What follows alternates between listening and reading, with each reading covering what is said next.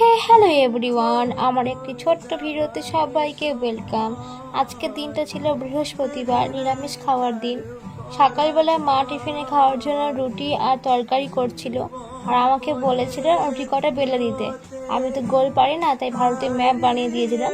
তারপরে ওই একটাই বেলে দিয়ে আমি আর বেলতে চাইনি। দেন খাওয়া দাওয়া করে আর কোনো ভিডিও নেওয়া হয়নি। মা এখানে রান্না করছিল, আমাকে বলেছিল উচ্ছেটা ভেজে দিতে, আমি সেটাই করছিলাম।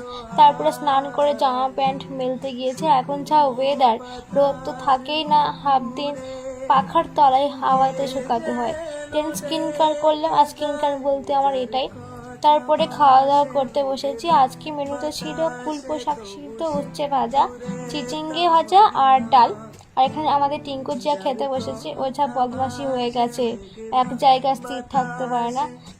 কিটক্যাট খেতে কার কার ভালো লাগে বলো, আর কাঁচা সয়াবিন বড়ি খেতে কার কার ভালো লাগে বলো, আমার তো খুব ভালো লাগে। তারপরে সন্ধ্যেবেলা আমার স্টুডেন্ট পড়তে এসেছিল, ওকে পড়াতে বসেছিলাম।